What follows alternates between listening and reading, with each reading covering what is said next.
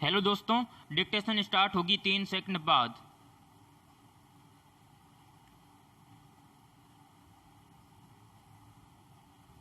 Start. अध्यक्ष महोदय, सरकार ने अभी बड़े महत्वपूर्ण आर्थिक निर्णय किए हैं जिनका हमारी अर्थव्यवस्था की मजबूती और उन्नति पर बहुत प्रभाव पड़ेगा। मुख्य निर्णय यह है कि रुपए का विनिमय मूल्य घट गया है। बाकी आर्थिक निर्णय जिनका मैं आगे चलकर जिक्र करूंगा इसी मुख्य निर्णय के परिणाम है। मैं आपको अब यह बताना चाहता हूं कि यह परिवर्तन क्यों करना पड़ा, इसके पीछे क्या राज है और इससे अर्थव्यवस्था को सुदृढ़ बनाने में कैसे मदद मिलेगी। पैराग्राफ। सबसे पहले मैं यह स्पष्ट कर देना चाहता हूं कि सरकार की दृष्टि में रुपए के विनिमय मूल्य से क्या अर्थ है। इसका सीधा मतलब यह होता है कि रिजर्व बैंक में जो विदेशी मुद्रा दी जाती है उसके बदले वह किस हिसाब से रुपया देता है और उससे जो विदेशी मुद्रा ली जाती है उसके लिए वह किस दर से रुपया लेता है। दूसरे शब्दों में विनिमय दर का अर्थ है कि देशी विनिमय की दर। इस माने में जिस तरह और चीज़ों का दाम होता है उसी तरह वह भी है, और यह कोई ऐसा मसला नहीं जिसके कारण किसी के सम्मान को किसी तरह की ठेस पहुँचे या कोई उत्तेजना उत्पन्न हो। इस संबंध में मैं माननीय सदस्यों के सम्मुख स्पष्टीकरण प्रस्तुत करना चाहूँगा। चाहिए तो यह कि अन्य प्रकार के माल की तरह विदेशी मुद्रा का दाम तय करने में भी केवल आर्थिक बातों का ही ध्यान रखा जाए। वास्तव में विनिमय मूल्य आर्थिक वास्तविकता के अनुसार ही होना चाहिए। केवल तभी मूल्य का मुख्य प्रयोजन पूरा होता है जो साधनों के उचित आवंटन को संभव और सुविधामय बना सके। दूसरे रूप में तथा इसके अलावा यह उद्देश्य पूरा नहीं होगा, इसके विपरीत उससे उलझनें ही बढ़ती जाएंगी जिससे अर्थव्यवस्था को सिर्फ नुकसान ही होगा। पैराग्राफ। इसमें कोई संदेह नहीं कि 10 वर्ष पहले रुपए का जो मूल्य था आज नहीं है। यह सर्वविदित है कि कई वर्षों से देश के अंदर प्रत्येक वस्तु के दाम बढ़ रहे हैं। 10 वर्ष पूर्व जो दाम थे आज उससे 80% अधिक हैं। दूसरी ओर सन 1949 के बाद से रुपए के सरकारी विनिमय मूल्य में कोई फेरबदल नहीं हुआ है। संसार के जिन बड़े देशों के साथ हमारा व्यापार होता है वहाँ चीज़ों के दाम इतने नहीं बढ़ते हैं जितने कि भारत में। इसका नतीजा यह होता है कि हमारा माल वहाँ की मंडियों में औरों के मुकाबले महंगा बैठता है, जिसके फलस्वरूप वहाँ का खरीदार निरुत्साहित हो जाता है। इसके साथ ही साथ हालत यह है कि हमारे लिए निर्यात बढ़ाने की ओर विदेशी मुद्रा अधिक से अधिक कमाने की आवश्यकता बराबर बनी रहती है। इस बात को ध्यान में रखते हुए विदेशी मंडियों में अपने माल को औरों के मुकाबले सस्ता करने के लिए हमने कई उपाय काम में लाए हैं। उदाहरण के लिए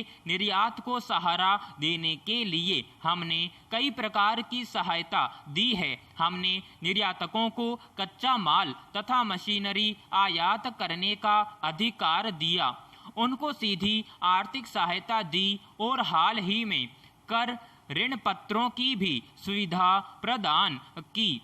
परंतु इन उपायों का ज़्यादा असर नहीं हुआ क्योंकि हमारी कठिनाइयाँ ज़्यादा गहरी हैं। इसका मुख्य कारण यह है कि चीज़ों के दाम 5 वर्ष पहले जो थे आज हम उनको फिर वापस नहीं ला सकते, बल्कि दाम और अधिक बढ़ते ही जा रहे हैं। पैराग्राफ।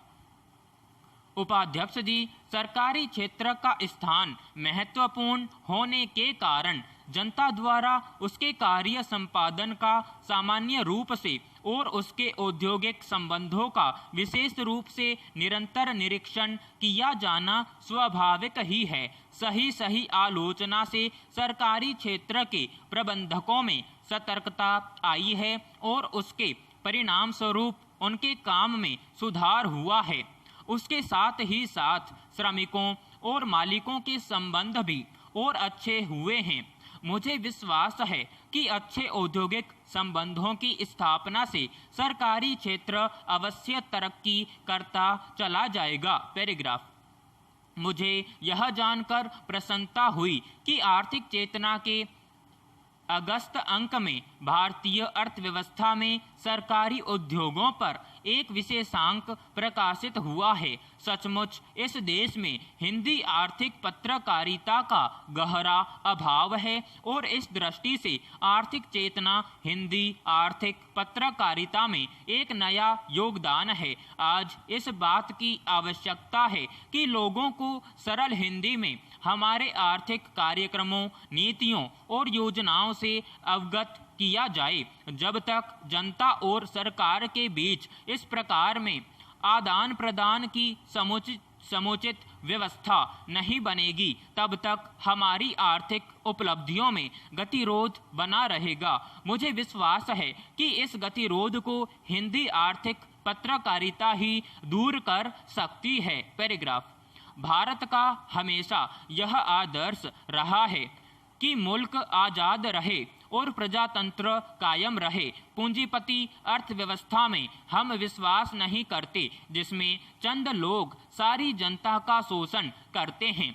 ऐसी अर्थव्यवस्था से देश को कभी भी लाभ नहीं हो सकता। कई देशों में, विशेषकर अमेरिका, जर्मनी तथा कुछ हद तक ब्रिटेन में पूंजीवाद सफल रहा है। प्रत्येक देश की परिस्थिति भिन्न होती है। हमारे जैसे गरीब देश में पूंजीवाद निरर्थक, निष्फल तथा उपयोगिताहीन है।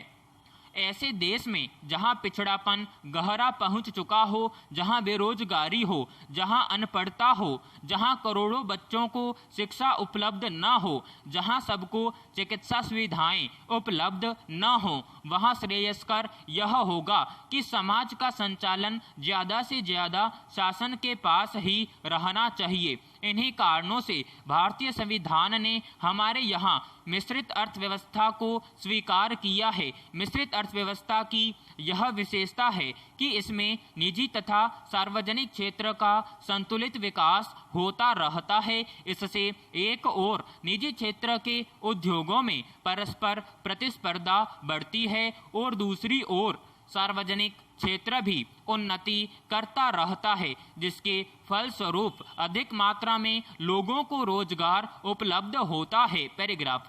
गत वर्षों में सरकारी क्षेत्र पर 3500 करोड़ रुपए की राशि खर्च हुई है, जिसे प्रशंसनीय माना जा सकता है। इस विनियोग ने भारत के औद्योगिक विकास की नींव डाली है। यद्यपि इन सरकारी उद्योगों की कार्यप्रणाली में सुधार करने तथा लाभ एवं उत्पादनशीलता बढ़ाने के ज्वलंत प्रश्न हमारे सामने हैं, तथापि आशा है कि निकट भविष्य में इन सार्वजनिक उद्योगों से अधिक लाभ होगा तथा उत्पादन बढ़ेगा। लेकिन इसके लिए आवश्यकता इस बात की है कि इस क्षेत्र पर निरंतर निगरानी रखी जाए तथा इसमें योग्य प्रबंधकों को नियुक्त किया जाए। तभी इस क्षेत्र को हमारी अर्थव्यवस्था का लाभप्रद घटक बनाया जा सकता है। आशा है कि आर्थिक चेतना का यह विशेषांक सार्वजनिक एवं निजी क्षेत्र के विकास के प्रश्न पर महत्वपूर्ण सामग्री प्रस्तुत कर सकेगा। विराम समाप्त।